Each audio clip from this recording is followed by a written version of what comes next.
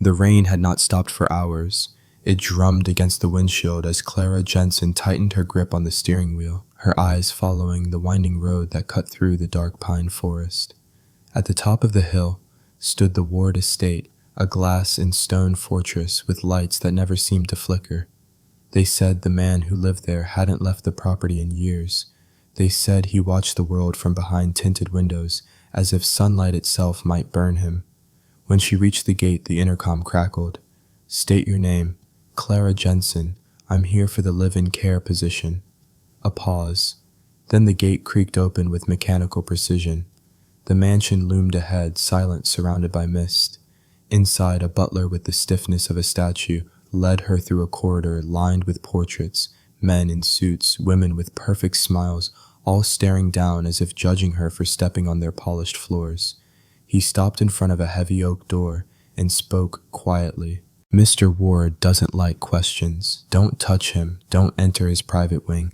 If you follow the rules, he's tolerable." Before she could ask, the door opened. Ethan Ward sat by the window in a custom wheelchair, the kind that cost more than her car.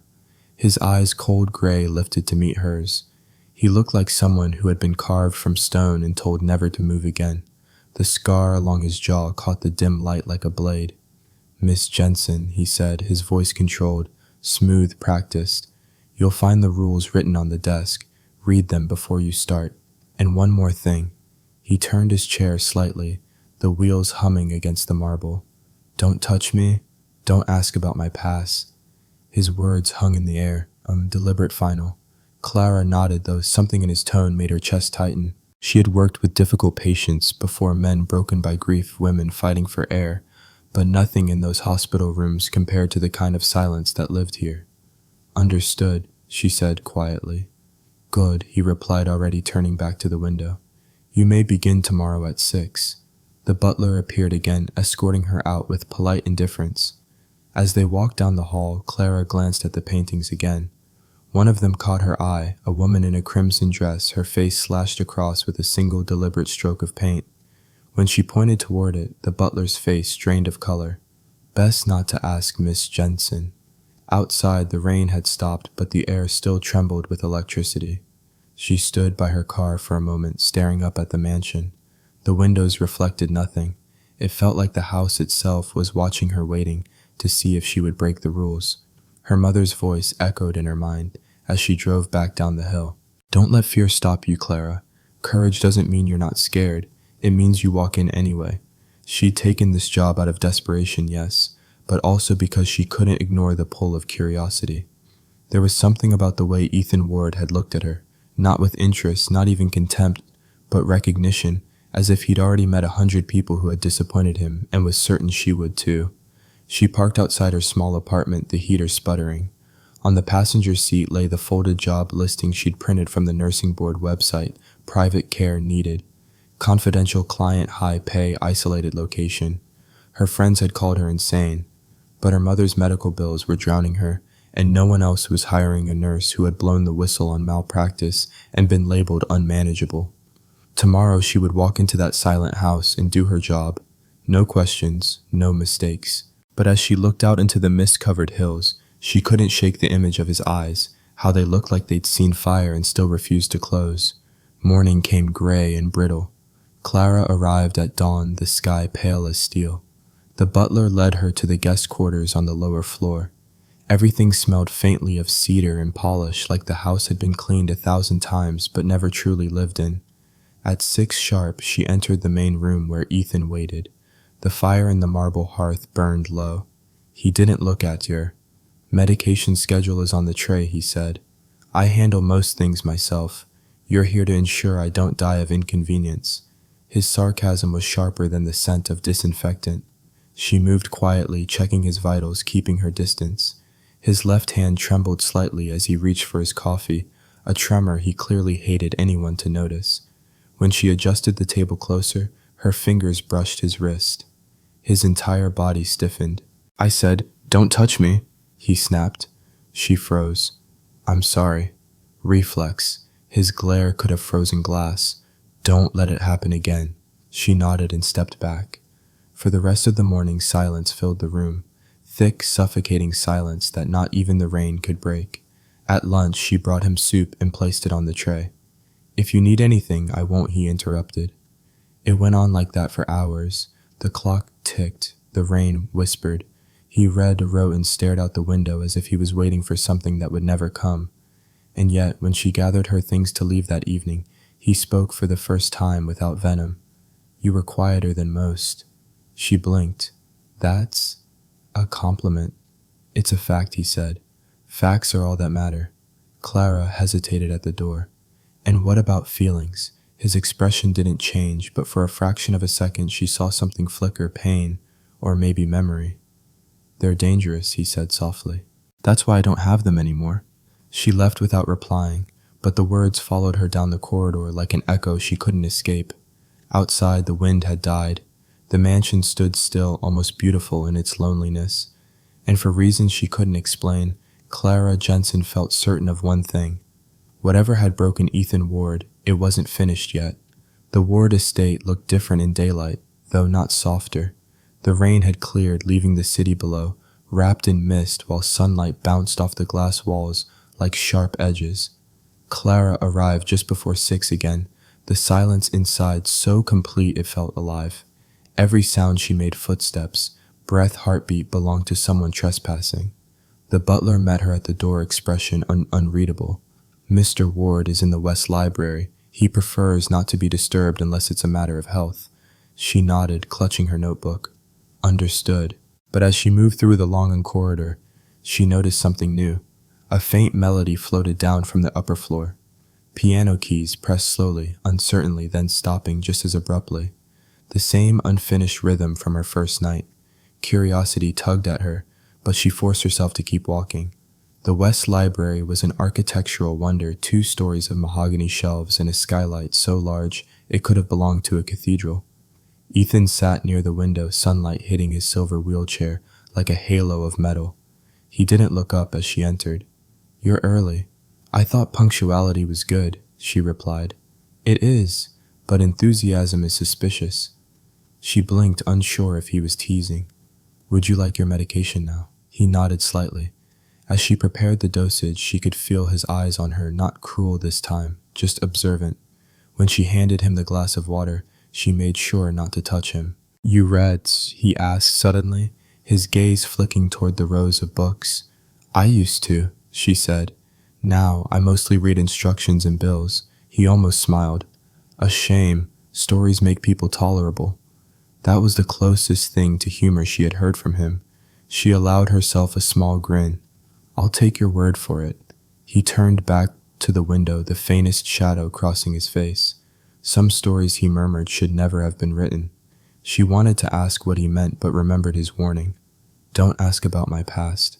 So she stayed quiet, arranging the charts, pretending not to notice how tightly his hand gripped the armrest. Later, when he dozed off, Clara wandered to the other end of the library. There, half hidden behind a stack of unopened boxes, she found a single portrait covered in a white sheet. Her fingers brushed against the edge, pulling it down just enough to reveal the woman in the red dress again. Her face, though slashed by a deliberate stroke, was hauntingly beautiful, soft eyes, gentle smile, hair the color of autumn leaves. Clara froze. She had seen this face before briefly in a photograph on Ethan's desk. A quiet voice behind her said, "I told them to take that painting down." She spun around. Ethan was watching her, his chair motionless but his gaze sharp as glass. "I'm sorry," she stammered. "I didn't mean—" "I know," he said, his tone flat. "Curiosity's an instinct, a dangerous one. I was just cleaning." "Lying is another instinct," he said, but his eyes softened just slightly. "Leave it. It belongs where it is." Clara nodded and backed away, feeling the weight of his stare, even after she turned the corner. That night, the wind returned. Branches scratched against the windows like whispers. Clara sat in her small room on the lower floor, writing her daily report. She tried to focus on the numbers on his vitals, his medication log, but her mind replayed the melody she'd heard earlier.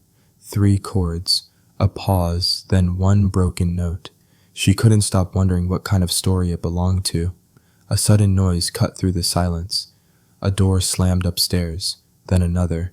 She rose, heart pounding, and crept into the hall.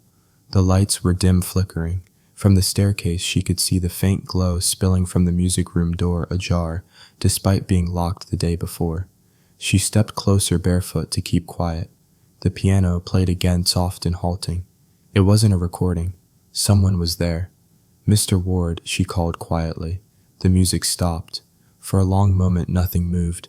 Then the door opened wider with a long creak. Ethan sat there, his back to her, the wheelchair positioned perfectly before the grand piano. He didn't turn around. "I don't sleep much," he said. "I didn't mean to intrude," she whispered. "You're not intruding. Everyone else already has." The firelight flickered over the scars along his hand as it hovered above the keys. "I used to play," he said softly. "Before the fire." Her breath caught.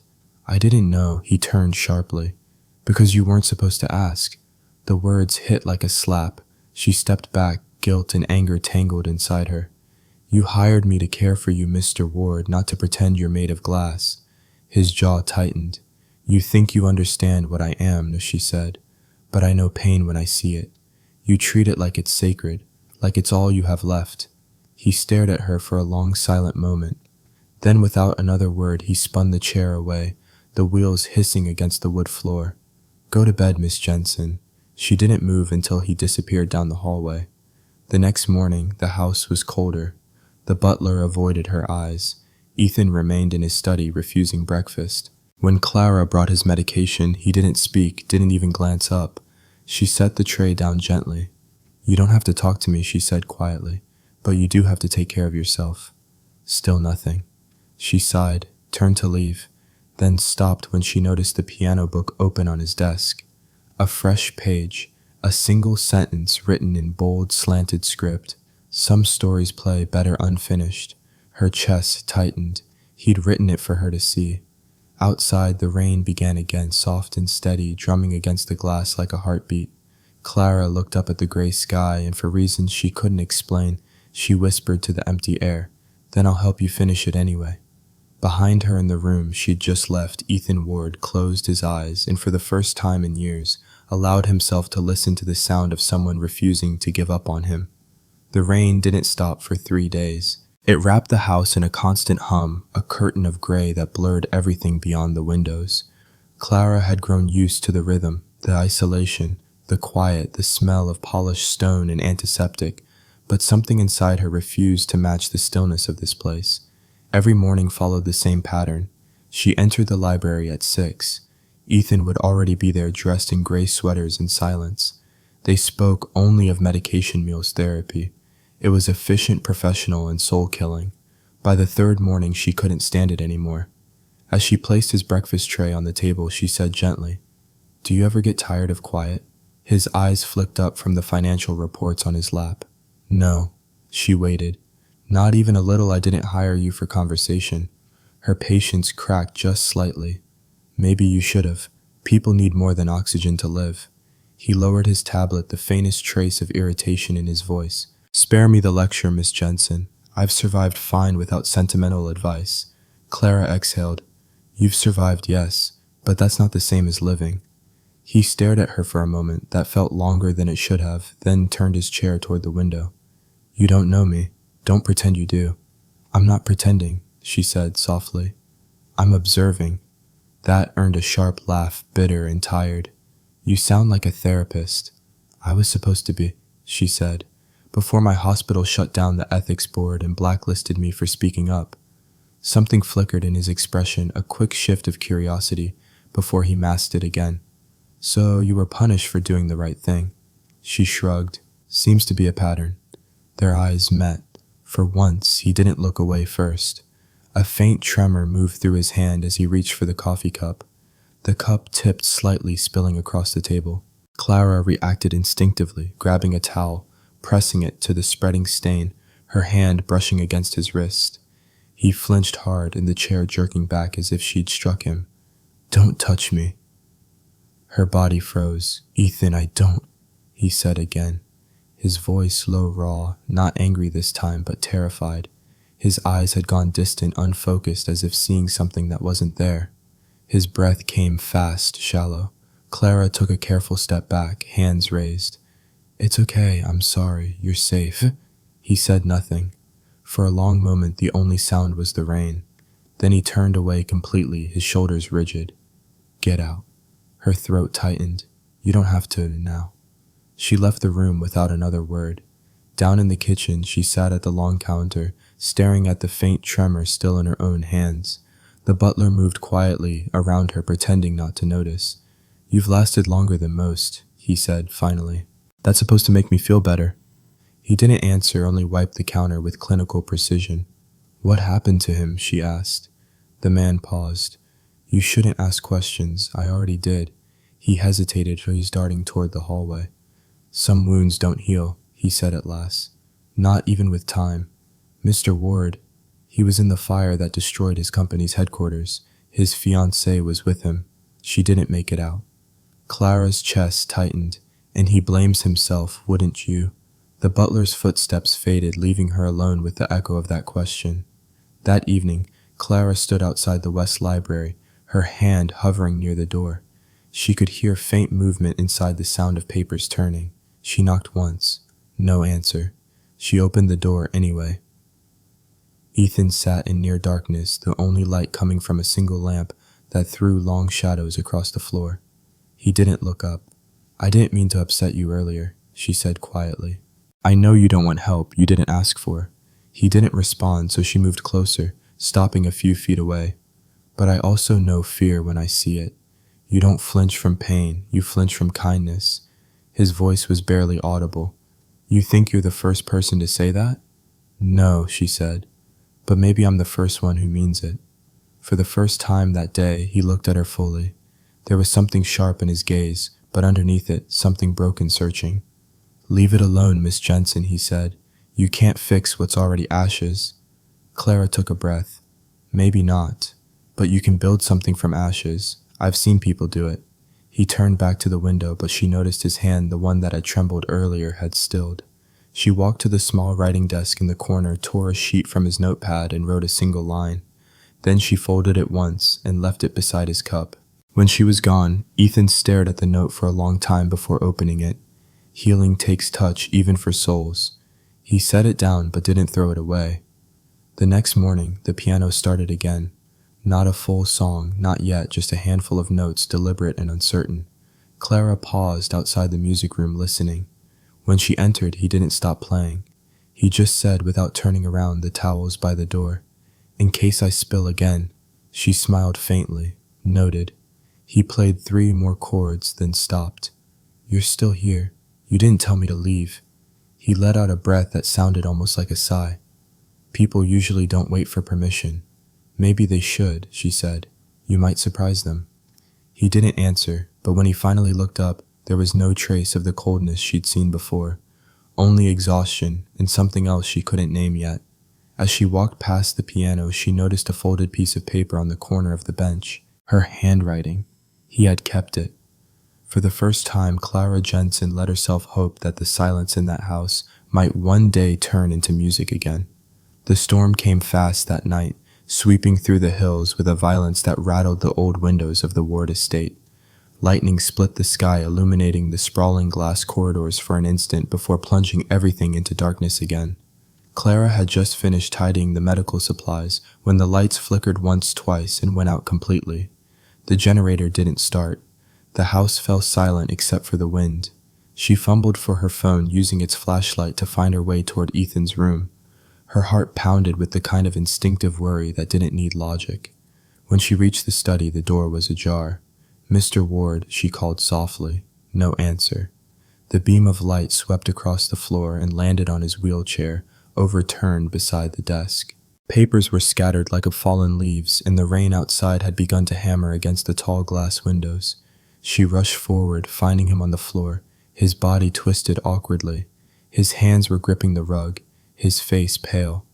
Don't touch me, he hissed through gritted teeth, breath shallow. I'm not leaving you like this, she said, kneeling beside him. You could have hit your head. I said, don't, but his voice broke. His arm trembled when he tried to push himself up, and she could see the panic flicker behind his eyes, the kind that came from somewhere far deeper than pain. Clara didn't wait for permission. She slid one arm under his shoulder and helped lift him upright. His body went rigid against hers, but she didn't let go. "Breathe," she murmured. "Just breathe. I've got you." When they finally managed to get him into the chair again, he was shaking not from weakness but from fury at himself. The thunder rolled above them, and for a long time neither spoke. Then quietly he said, "You shouldn't have done that. I did what anyone would have done." "No," he said, voice hardening. "Anyone else would have walked away." She looked at him, drenched hair sticking to her face, her hands still on the armrest. Then they would have been wrong. Something in him faltered. His eyes met hers for a fraction of a second, and the look there made her forget the cold, the rain, everything. Then he turned away. "Get out," he said, but it sounded weak now, not cruel. Clara didn't move. "What happened to you, Ethan?" Lightning flashed across his face, and for once he didn't hide from it. His voice, when it came, was quiet, almost distant. "The fire. You already know that much." "Yes," she said softly, "but not the rest." He exhaled a sound that carried years of exhaustion. It was 3 years ago. The company was hosting a gala. My fiancée, Lena, was presenting a new design for the charity wing. I was in the office upstairs when the alarm went off. I thought it was a false trigger. By the time I got to her, the ceiling had already collapsed. The wind howled against the window. She was trapped under the beam. He continued, voice raw. I tried to lift it. I thought I could, but the fire spread too fast. His throat worked as he swallowed. "The paramedics said it was a miracle I survived." "I don't think it was." Clara's chest ached. She didn't know what to say, so she didn't say anything. She just reached for the blanket behind him and draped it over his shoulders. He didn't stop her this time. When he finally spoke again, it was softer. "Every night I see it again, the sound of the wood cracking the heat, her voice calling my name. And then nothing, just the silence after. That's why I can't stand to be touched." The last thing I felt was her hand slipping out of mine. Clara's throat burned. "You tried to save her." He gave a small, humorless laugh. "The papers called it negligence. The board called it a scandal. The investors called it opportunity. I called it my punishment." Thunder rumbled again, and the sound filled the silence he left behind. She wanted to tell him that he wasn't guilty, that surviving wasn't the same as failing, but the look on his face told her he wouldn't believe it yet. So instead, she knelt in front of him, resting one hand lightly on the wheel of his chair. "You don't have to carry this alone anymore," she said. His eyes lifted to hers, and for a brief moment she saw the man he might have been before the fire, sharp, brilliant, alive. Then the walls came back up, the guard he'd built around himself, sealing the cracks she had glimpsed. "You should go," he said again, but quietly. "I'll go," she whispered. "But I'll be here in the morning." He didn't argue. The storm died just before dawn, leaving the world washed and fragile. Clara hadn't slept. She sat in the kitchen with a cup of tea growing cold in her hands, watching the first hints of light creep through the windows. When she finally made her way upstairs, she found the study empty. The wheelchair was parked neatly near the desk. On it lay a folded blanket and a single piece of paper. Her heart skipped as she picked it up. "You shouldn't have helped me, but thank you." She smiled faintly, tracing the words with her thumb. It wasn't forgiveness, not yet, but it was something close. Outside, the sky turned gold at the edges. The air smelled of wet earth and the faint promise of renewal. In the distance, the faint sound of piano keys drifted through the hall again, only this time the melody didn't stop halfway. It played through the final note, and somewhere deep inside the house, Ethan Ward closed his eyes and let the music finish for the first time since the fire. The world outside the mansion had started whispering again. It began with a single blog post, a grainy photo of the Ward estate taken from the hills, tagged with the words, "Reclusive millionaire hires young live-in nurse." By the end of the week, the story had grown its own life. Headlines called it a scandal, tabloids called it an affair, and strangers online called Clara every ugly name they could invent. She didn't even know about it until she stopped at the grocery store on her day off. The cashier, a woman with too much lipstick and too little patience, raised an eyebrow when she saw Clara's ID. "You're the one with the wheelchair guy," she said. "The billionaire. Didn't know that was your type." Clara froze, her hand tightening around the paper bag. "Excuse me." The woman snorted. "Don't act innocent. It's all over the news." By the time Clara got back to her car, her phone was buzzing. Maya, her oldest friend, had sent 5 missed calls and a dozen messages. L, do not check social media. Whatever you do, don't look at the comments. Call me. Now.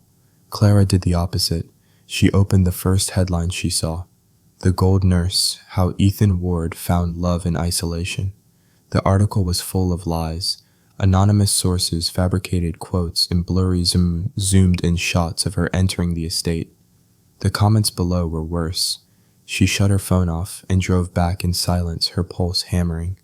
The moment she entered the front hall, the butler intercepted her. His expression was grim.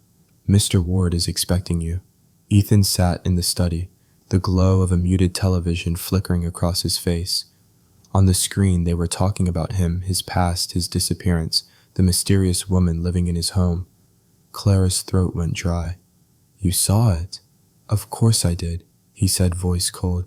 It's my life they're dissecting again. I swear I did not talk to anyone. I know he interrupted, but there was tension in his jaw. Still, this will make things worse. For who, she asked, anger bubbling through her shock. You or me? He turned his chair sharply, facing her fully. For both of us. Because it looks bad, she asked, her voice rising. Because people will assume things, let them. We've done nothing wrong. You don't understand, he said quietly.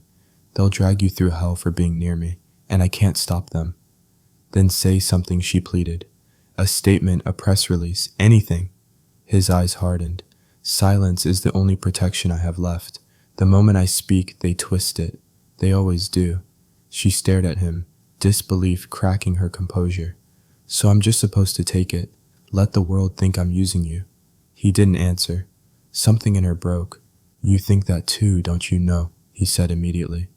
But they will. Clara's voice trembled. Then you should have defended me anyway. The silence that followed was louder than the storm outside. Ethan's gaze dropped, his fingers curling around the wheel of his chair. You should go home for a few days, he said finally, until this dies down. Her chest tightened. You're sending me away. I'm protecting you. No, she said. You're hiding again. He didn't look up. Please, Clara, don't make this harder. She swallowed the ache in her throat. I guess I overestimated how brave you've become. He flinched at that. Without another word, she turned and walked out. The echo of her footsteps followed her down the marble corridor like the final notes of a song that had lost its melody. The next morning, the tabloids doubled down. Exclusive sources confirm secret relationship between Ethan Ward and caregiver. Someone had sent photos of her helping him into the car, of her standing by his wheelchair near the fountain. Every gesture twisted into something scandalous. When Clara tried to return to her apartment, reporters were already waiting outside. She ducked into a side street shaking. Her landlord texted her an hour later. The press are camping out front. I can't have that kind of attention. Sorry. By sunset, she had nowhere to go. She sat on a bench near the harbor, the wind cold against her cheeks, watching the lights ripple on the water. Her phone buzzed again, Maya calling. She answered this time. Please tell me you're safe, Maya said. I'm fine, Clara said, voice small. Just tired. You need to fight this L. Get a lawyer. Make a statement. I don't have money for that. Then let him do it. Clara's chest ached at the thought. He won't. He thinks silence is control. There was a pause on the other end. And what do you think? I think silence is just another kind of cage. That night she drove back to the estate one last time. Rain slicked the driveway, reflecting the lights like glass. When she reached the main hall, the butler tried to stop her, but she pushed past him. Ethan was in the library again, staring out into the storm. His back was to hers, but he must have sensed her presence. I told you not to come back, he said quietly, and I told you I don't take orders well. He turned his chair slowly. There were dark circles under his eyes, his usual calm stripped away. You don't deserve this mess. No, she said. I don't, but you could have stopped it. I was trying to protect you by erasing me. Her words hung between them. For a long moment, neither spoke. Then, very softly, he said, You remind me too much of her. Clara froze. Of Lena. He nodded. She believed people were good, that truth would always win, and she died believing that. Tears stung Clara's eyes, but her voice stayed steady. I'm not her Ethan, and this time you don't get to lose everything, because you were too afraid to fight. She reached into her pocket, placed her security badge on the table, and stepped back. You don't need me here anymore. But one day you'll wish you had said something when it mattered. He didn't stop her. As the door closed behind her, the storm outside roared louder, and for the first time in years, Ethan Ward felt the emptiness of his own silence. Upstairs in the library she'd kept tidy every morning, her note still sat tucked between the piano keys. Healing takes touch even for souls. He stared at it until the ink blurred through his tears. The rain had stopped, but the city still felt heavy. Clara's small suitcase sat by her feet as she waited for the bus, though she had no idea where she was going. Her apartment was gone. Her job ruined her reputation, twisted into a tabloid fantasy. The air smelled like gasoline and sea salt, and every car that passed seemed to carry another life that wasn't hers. Her phone vibrated again. Unknown number. She hesitated before answering. Miss Jensen. The voice was low, steady, older. My name is Charles Harlan. I used to work for Ethan Ward. She stiffened. If this is about the stories, it's not. It's about the truth. There was a pause, a breath that felt like hesitation. I think you should know what really happened the night of the fire. Clara's grip tightened around the phone. I'm listening. I can't explain everything over the line, he said. Meet me at Pier 9, the cafe by the docks. 10 minutes.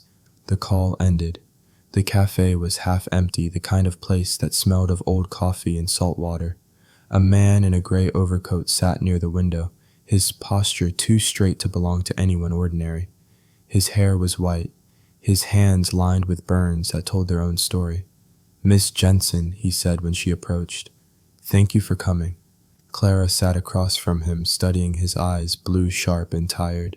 You said you worked for Mr. Ward. For 20 years, Harlan replied, until the night everything ended. He slid a small folder across the table. Inside were photos, charred documents, a floor plan, a printed email thread. Clara's heart pounded as she scanned the pages. The fire wasn't an accident, he said quietly. It was deliberate. She looked up. By who? By the board, he said. Ethan was going to expose them for laundering through the charity division. They couldn't afford that, so they arranged a system failure. The sprinkler system was disabled that night, the alarms delayed. Her hands shook. But Lena, his fiancée, she was there. Harlan nodded grimly. She found out too. She tried to warn him. Clara swallowed hard, and the cafe suddenly too small. Why tell me this now? Because he still doesn't know. Harlan said, he thinks it was his fault. I've carried that guilt long enough. Why not tell the police? His gaze dropped. Because the people who did it still sit on the board of Ward Industries, and because I signed an NDA. If I go public, I lose everything. But you... He hesitated. You could make him see the truth.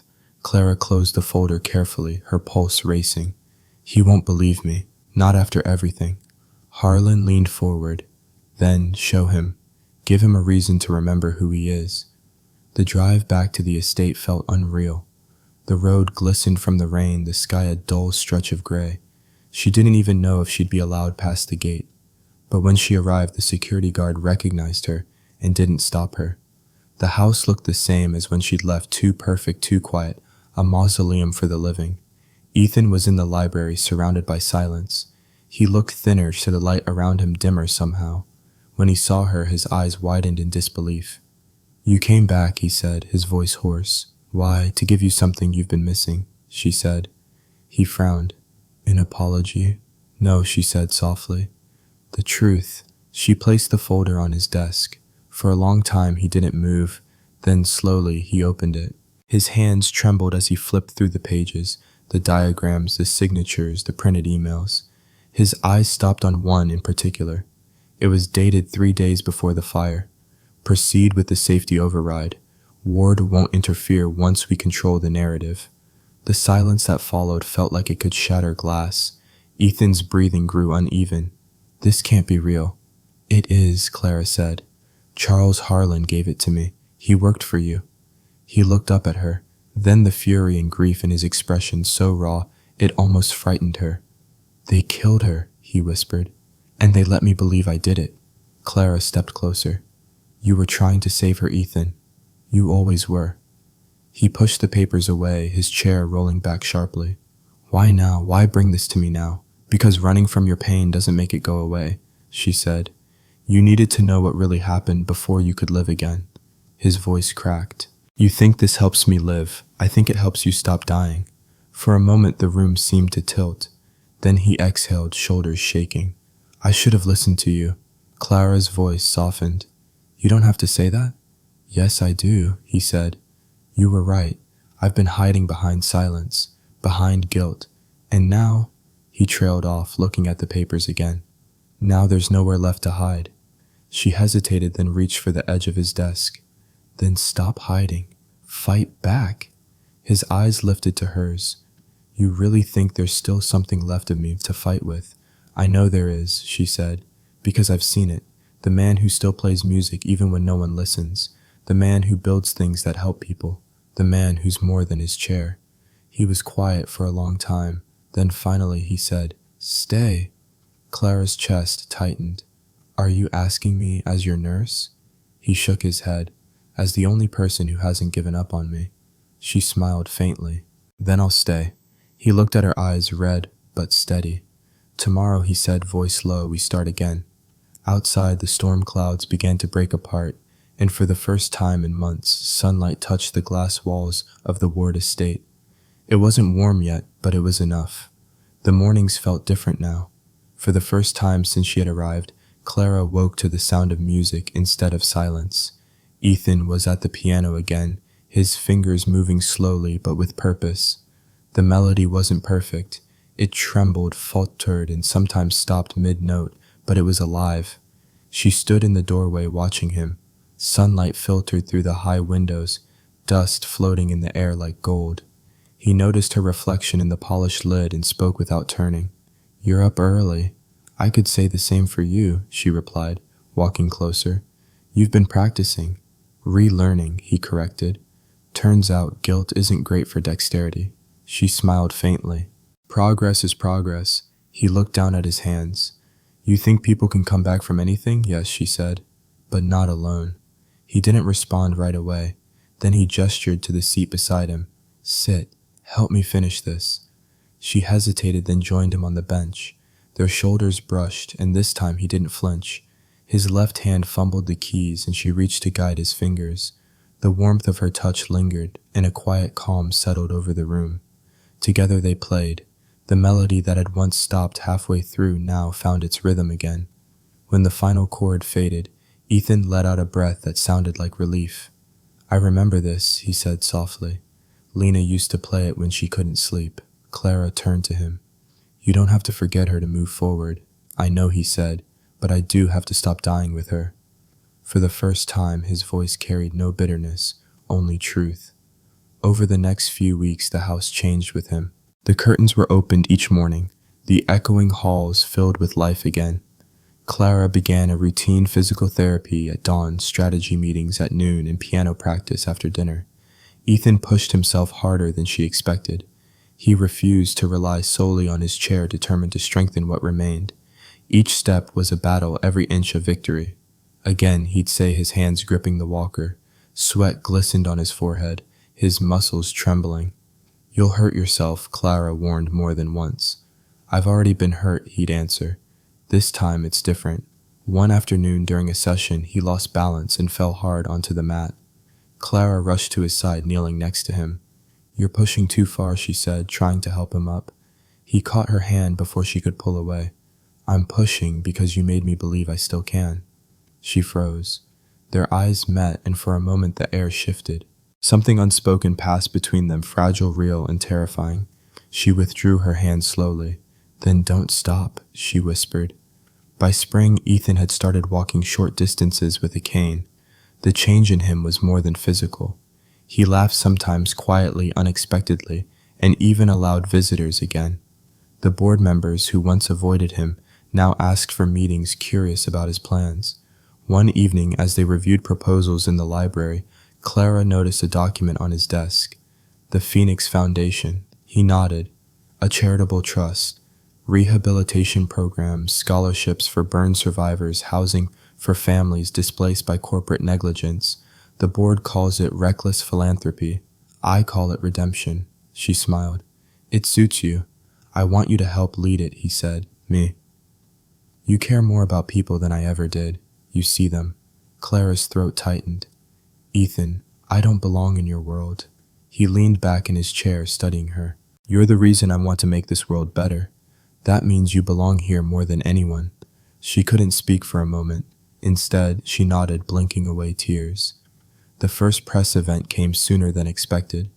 The media gathered at the renovated downtown center, flashes of cameras bouncing off the glass facade. The plaque beside the entrance read, "The Phoenix Foundation Rising from the Ashes." Ethan wore a tailored suit. His cane polished his posture straight. As the crowd hushed, he stepped to the podium, his voice steady. 3 years ago, I thought my life ended in a fire, he began. But what I've learned since is that sometimes the ashes aren't the end. They're just the beginning. The audience listened, captivated. Clara stood behind him, pride swelling in her chest. He continued, "This foundation isn't about rebuilding what was lost. It's about helping others believe they can still rise even when the world tells them they're finished." When he finished, the applause was thunderous. Reporters shouted questions, but Ethan only smiled and stepped back from the podium. He turned slightly toward Clara, catching her eye through the crowd. "This is your doing," he said quietly. She shook her head. "You built this." "No," he said, his smile gentle. "You gave me the reason." That night, as they returned to the estate, the city lights glowing behind them, Clara found herself staring out the window in silence. Ethan noticed. "What are you thinking?" he asked. "That maybe I was meant to find you," she said softly. "Even if it wasn't the easiest path." He looked at her for a long moment before replying. "Or maybe we found each other right when we both needed saving." The road wound upward toward the house, moonlight catching the wet stone and glass. Inside, the piano waited in the corner, its lid open, the sheet music ready. Ethan paused before going in. "Tomorrow we start the next movement," he said. Clara smiled. "And this time you won't stop halfway." "No," he said, looking at her with quiet certainty. "Not this time." For once, the mansion didn't feel haunted. It felt alive, like both of them had finally stepped out of the fire and into the light. The morning light spilled through the high windows of the Ward estate, soft and golden, casting warmth across the polished floors. It should have been a day of celebration. The Phoenix Foundation had gone viral overnight. News anchors praised its purpose. Investors called it visionary. Yet Clara noticed something in Ethan's silence as he read through the morning papers. His fingers hovered over the pages, unmoving, his jaw tight. He folded the paper with deliberate care and placed it aside. "They're calling it a miracle," he said, "but not for the right reasons." She frowned. "What do you mean?" He turned toward her. "The board reached out this morning. Davenport Global wants to partner with the foundation. It's an enormous investment." "That sounds like good news," she said. "It would be," he replied, his voice low. "Except their first condition is that I separate my name and my image from you." Clara blinked. "What?" "They want a cleaner narrative," Ethan said, eyes steady but cold. "No scandal, no caretaker-turned-partner. They think your presence distracts from the cause." The words hit like a slap. "You told them no, right?" He hesitated, and that silence told her everything. "Ethan," she said, disbelief tightening her voice, "you're actually considering this." He rose from his chair, leaning slightly on his cane. "It's not about us. It's about what the foundation could do, how many people we could help." Her heart sank. "And you'd erase me to do it." He turned sharply. "Don't make it sound like that." "How else should it sound?" she demanded. "You think I care about credit. I care that you're letting them use guilt to control you again, the same way they did before the fire." He flinched. The name of that night still carried too much weight. "This isn't the same." "It's exactly the same," she said. "You're choosing silence because it feels safe." "I'm choosing purpose," he said, voice rising now. "You think I haven't thought about what it means to lose you? But this isn't about love, Clara. It's about legacy." She stared at him, stunned. "If that's your legacy, then it's built on ashes again." The silence that followed was deep and sharp. He looked at her, torn between anger and something close to sorrow. Finally, he said softly, "You don't understand what it's like to be responsible for lives you couldn't save." Her eyes glistened. "And you'll never understand what it's like to stand beside someone who refuses to save himself." He exhaled the fight, leaving his voice. "Maybe we need time apart. She stepped back, her voice trembling. Maybe you just need to decide who you are without your guilt telling you. Clara turned, her footsteps echoing down the hall. He didn't stop her. The next morning, the mansion was quiet again. Her things were packed neatly by the door, a single suitcase smaller than the life she'd built here. The butler avoided her eyes as she signed the exit form. When she stepped outside, the air was cool and bright. The city stretched below, bathed in sunlight that felt cruelly indifferent. She placed her hand on the gate for a moment, whispering under her breath, "You taught me courage. Now it's your turn." Her phone buzzed as she reached her car, a message from an unknown number. "We heard about your departure from the Ward Foundation. The work you did there inspired us. Would you consider joining our rehabilitation program as a volunteer coordinator?" The signature read, "The Haven Initiative." Clara smiled faintly through the ache in her chest. Maybe fate didn't end things. Maybe it just redirected them. Meanwhile, inside the estate, Ethan stood at the window where she used to open the curtains every morning. The room felt too large now, the silence heavier than before. He ignored the calls from Davenport Global. Instead, he stared at the piano, the one place in the house that still made sense. When he sat down, his reflection stared back at him in the black lacquered surface. The sheet music was still there, her handwriting on the margins, small no notes reminding him where to breathe. He pressed a key, but no sound came. His throat tightened. "You wanted me to fight," he whispered. The phone rang again. He let it ring until it stopped. Then quietly, he opened his laptop and typed out an email to the board. "Effective immediately, I decline Davenport Global's proposal. The Phoenix Foundation will remain independent." He hit send and leaned back, exhaling slowly. The decision didn't erase the pain, but it cleared the air. For the first time in years, he felt something other than fear. He reached for his cane and stood slowly, painfully, but on his own. 2 weeks passed before he found her. The Haven Initiative's main building was tucked away near the waterfront, a converted warehouse with open windows and laughter spilling into the street. When Ethan entered, people turned to look, but no one whispered his name. It was the first time in years he felt invisible in a good way. He saw her near the back, showing a group of patients how to adjust a walking brace. Her hair was tied up messily, her face glowing with the kind of peace he'd never seen before. When she looked up and saw him, she froze. "You found me," she said quietly. "I was late," he replied, "but I made it." She walked toward him, eyes searching. "Why are you here? To tell you I chose the right fight this time," he said. "They offered me everything, money, control, power. I said no." Her eyes softened. "What changed your mind, you?" he said simply. "You left, and I realized the only thing I ever built worth keeping was what we built together." Clara's eyes shimmered, but her smile was small and steady. "You didn't need me to fix you, Ethan. You just needed to see you weren't broken." He took a slow step closer. "Maybe, but I'd still like to build something new with you this time." She looked at him for a long moment, then nodded. "Then welcome to Haven." He glanced around at the bright space filled with laughter and motion. "It suits you," he said. "It suits us," she corrected. Outside, the sound of waves echoed through the open doors, steady and endless. For the first time, Ethan didn't hear fire in the wind. He heard promise. A year later, the world looked different. The sea outside the Haven Initiative shimmered in the morning light, the city skyline hazy in the distance. Inside the center, laughter and soft piano music filled the halls.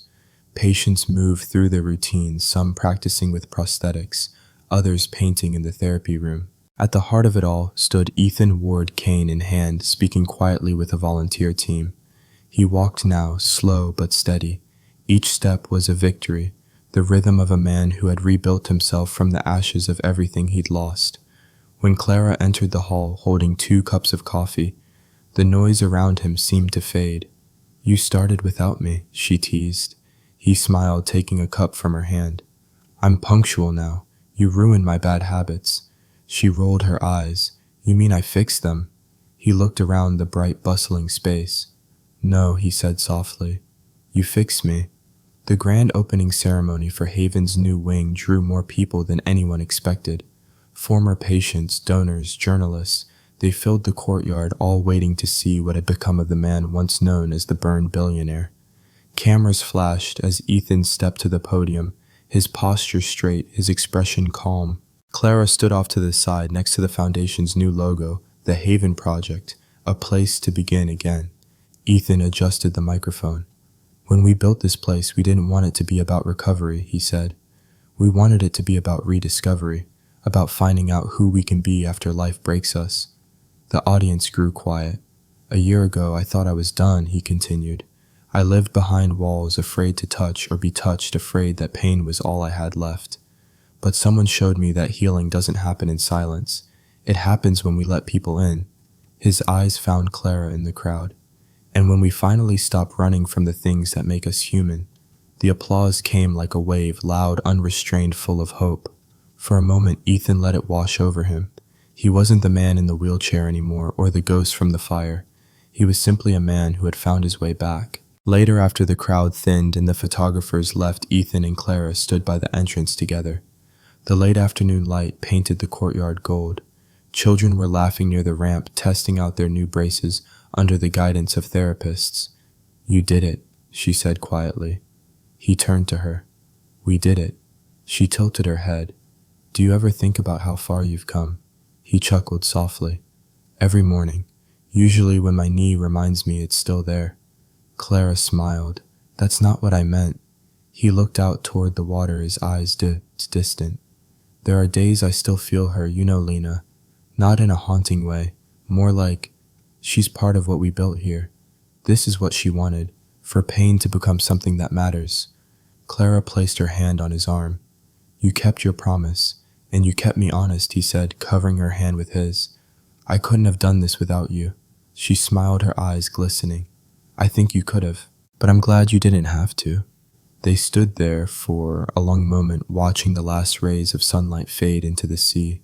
That evening, the staff gathered in the main hall for a small celebration. The lights were low, the piano open, and Ethan sat at it once more. Clara leaned against the wall, watching as his fingers found the melody, the same song that had once been trapped between silence and sorrow. Only this time it didn't tremble. It soared. Halfway through, he looked up and nodded toward her. You're not escaping without a duet, he said. She laughed but joined him anyway, her hands finding the keys beside his. The harmony filled the room, gentle, imperfect, but whole.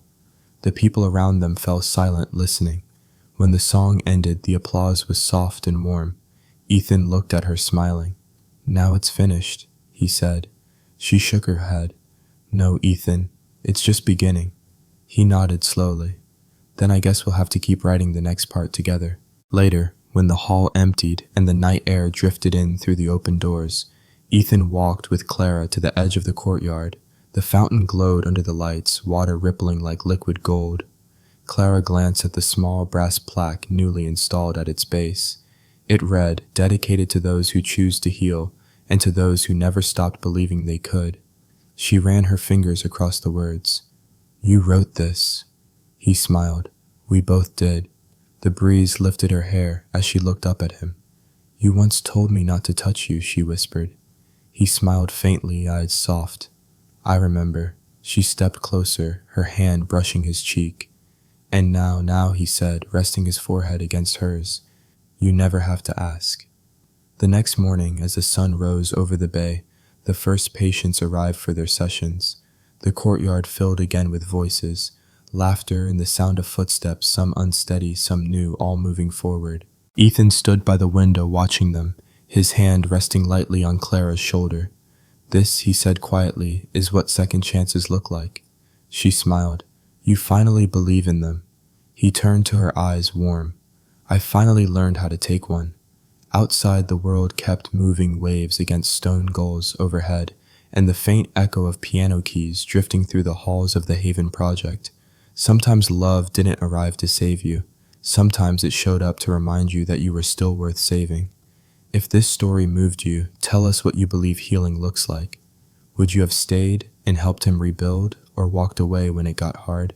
Leave your thoughts in the comments, like and subscribe for more millionaire stories about courage, redemption, and the love that teaches us to begin again.